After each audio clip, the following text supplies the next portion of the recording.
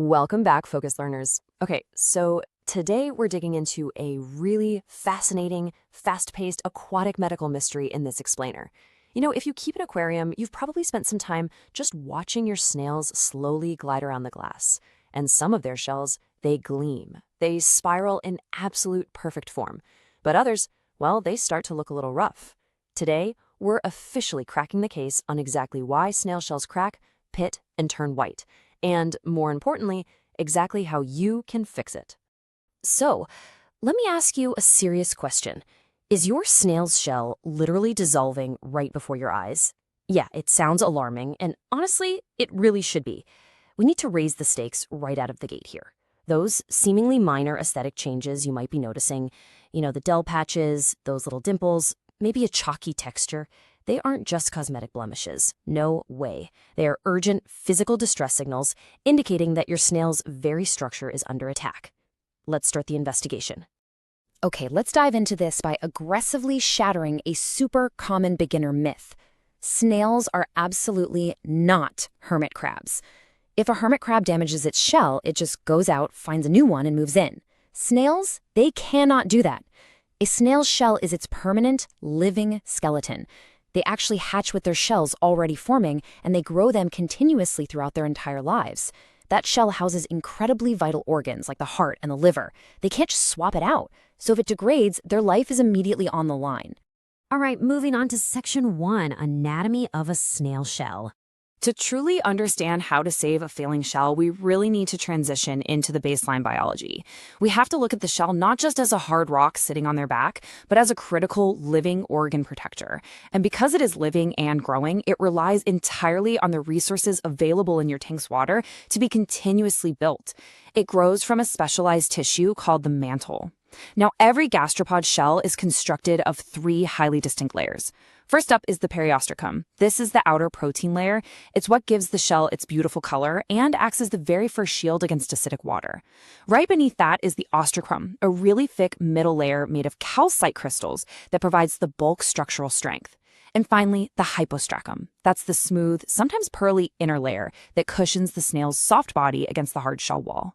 When you see a snail shell turning chalky white, what you're actually seeing is that outer colored layer wearing completely away, leaving the raw, vulnerable mineral core completely exposed.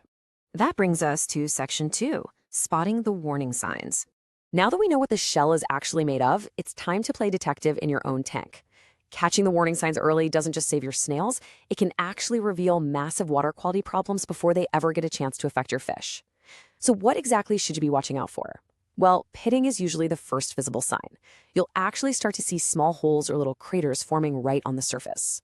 Then there's cracking or chipping, which often comes from physical trauma that's been made worse by an underlying weakness. Whitening or chalking, like we just talked about, means that crucial protective outer layer is completely gone. Thinning is when the shell literally becomes translucent, a massive red flag for advanced calcium deficiency. And finally, if you see an irregular or jagged lip right where the shell opens, it means the poor snail just can't form new healthy growth. These symptoms, they're progressive. They are literally living, breathing indicators of a broader water quality crisis happening in your tank. And this brilliantly illustrates our next core concept, bioerosion. So what's actually causing all that pitting and whitening? It's often this silent, completely invisible chemical process. Bioerosion is where acidic water slowly dissolves the calcium carbonate of a snail shell. It's totally invisible at first. In fact, by the time you actually spot the pitting on the shell's surface, weeks of structural damage have already happened from the inside out. Let's dive into Section 3, the invisible chemistry culprit. This means we need to shift our focus away from the visible symptoms on the snail itself and look straight at the underlying chemical environment of the tank. The shell damage is honestly just a symptom. The invisible chemistry is the true culprit here. So let's talk about the numbers you absolutely must know. 7.0. Seriously, write this number down. This is the absolute minimum pH danger line for a snail tank. Because a shell is made of calcium carbonate, it naturally dissolves in acidic water. If your tank's pH drops anywhere below 7.0, the water actively begins to melt the shell material. Even a steady, seemingly harmless pH of 6.8 will just slowly etch and destroy those shell surfaces over time. So what should the numbers actually be? Well, here are the concrete facts, the real anchors for shell health. You want a pH somewhere between 7.0 and 8.0. Your GH, or general hardness, should be nice and hard. ideally right between 8 and 12 DGH. And please don't forget KH, or carbonate hardness. That should sit between 4 and 8. KH is incredibly vital because it provides the bicarbonate ions that snails use as the raw chemical building materials to construct fresh layers of their shell. If you can dial these numbers in, your snails are going to build thick, gleaming shells. Section 4. How to fix shells fast. But what if the damage is already done? Let's move directly into the solution phase. We're going to look at highly actionable, totally practical interventions you can take right now to stop bioerosion dead in its tracks. We need to give your snails the calcium they're desperately craving. Now, the absolute fastest fix is adding calcium directly to the water and to their diet. Two of the best methods, Cuttlebone and crushed coral. Cuttlebone is a rapid, under $5 fix you can find in the bird section of pretty much any pet store. You literally just drop it in. It dissolves slowly, and snails can graze directly on it for an instant calcium boost. On the flip side, crushed coral is your long-lasting stability champion. You pop it into a mesh bag, throw it in your filter, and it continuously raises your GH and KH, buffering the pH over months. So think Cuttlebone for fast grazing and coral for long-term stability. But hey, I have to warn you about a massive pitfall here. Danger. Doing a large water change with soft tap water or plain RO water can severely shock your system. You could literally undo weeks of careful calcium dosing in a single afternoon. No joke. If you live in a soft water region, you must remineralize your refill water before it ever goes into the tank, using products like Seacam Replenish or Equilibrium. Make absolutely sure you match your new water to your tank's target hardness first. Moving on to Section 5, Understanding Snail Shell Shapes. Now, as we're treating these aquatic patients, it really helps to briefly categorize them. You see, not all snails are built the same, and understanding their specific shell shapes reveals a ton about how vulnerable they are to this kind of damage. Let's look at who we're treating. We basically have three main structural shapes. First, conical or spiral shells. Think mystery and nerit snails. These are relatively thick, though keep in mind nerites are incredibly sensitive to low pH. Second, we've got the flat or disc-shaped shells like the ramshorns. Because of that flat design, their shells are much thinner, making ramshorns highly vulnerable to acid damage. They are almost always the very first to show pitting in a tank. Finally, the elongated tower shells, like the Malaysian trumpet snail. Now, these are deceptively thick and robust, which is what allows them to happily dig through coarse gravel all day without cracking. Section 6. Can broken shells heal?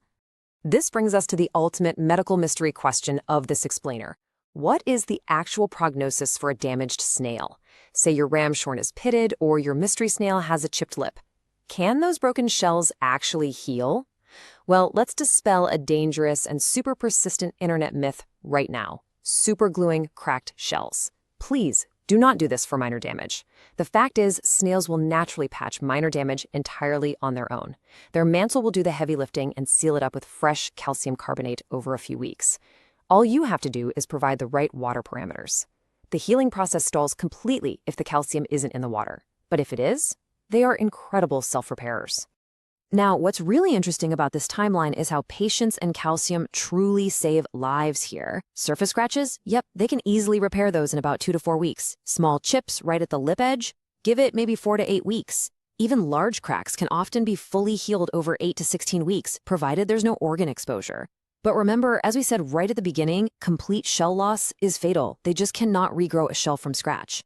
Prevention and stable chemistry are for sure your best tools. Now here is a surprising, kind of macabre, but endlessly fascinating fact about the circle of life in your aquarium. If the worst happens and a snail passes away, do not immediately throw away the dead shell. Empty shells actually decompose very slowly, releasing all that stored calcium straight back into the water column. They basically act as a slow-release mineral depot, which directly benefits your surviving snails and even your aquatic plants. It is literally the ultimate form of underwater recycling. So, as we wrap up our investigation today, I want to leave you with one final provocative thought. When you look at a cracked, pitted, or white snail shell, you need to ask yourself, are you just trying to treat the shell, or are you finally curing the water? Remember, the shell is just a mirror. It's reflecting the hidden chemistry of your tank. Master the water, and I promise you, the shells will take care of themselves. If you want to dive even deeper, grab the exact parameters for your specific species, and fully master your water chemistry, you absolutely need to check out the comprehensive resources over at the TankZen blog at tankzen.co. They have incredible, research-driven guides to make sure your aquatic friends live long, healthy lives with gleaming, rock-solid shells. Thanks so much for joining me on this Explainer Focus, learners, and I'll catch you on the next one.